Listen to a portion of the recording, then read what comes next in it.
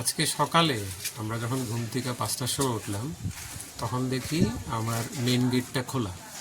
গেটের সামনে আসার পর দেখলাম তালাটা ভাঙা। তো আশ্চর্য, তালা ভাঙলো কিভাবে। তারপর বারান্দার দিকে যখন নজর গেল তখন দেখি আমার সুপার স্প্লেন্ডার কালো রঙের বাইক, যার রেজিস্ট্রেশন নাম্বার হচ্ছে TR01N5025। এই বাইক আর তার সঙ্গে একটা হারকুলিস ক্যাপ্টেন বিরাট সাইকেল নেই। তো আমরা খবর পাওয়ার সঙ্গে সঙ্গে ঘর থেকে যখন বেরিয়ে গেট অবধি গেলাম তখন দেখলাম গেটের মধ্যে বাইকের চাকার একটা দাগ। তো এটা ফলো করলাম। ইমিডিয়েটলি 5PS এর যে ওসি সুবীর সরকার, উনি ওনার টিম নিয়ে টোটাল বিষয়টা ইনভেস্টিগেশন করে গেছেন। কারো সন্দেহ নেই? যেহেতু সময়টা আনুমানিক 3টা থেকে 4টার মধ্যে, তো এক্স্যাক্টলি আপাতত সন্দেহের নজরও কেউ নেই।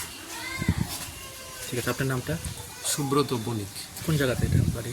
এটা চরগনকি কালীবাড়ি, সুভাষ পার্ক কালী মন্দিরের পেছনে।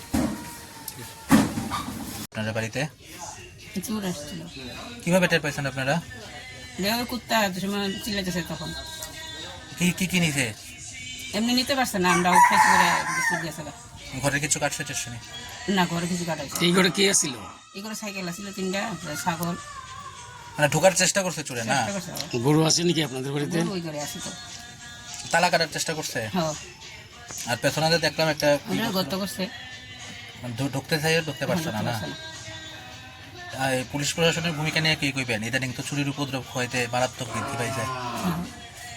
নিরাপত্তা কি বাড়ানো দরকার নেই শহরের? হ্যাঁ, নিরাপত্তা থাকা দরকার। তো আমরা গুনাইলে থাকুন কেন, গরু আসলে। নামটা? অর্চনা নাম।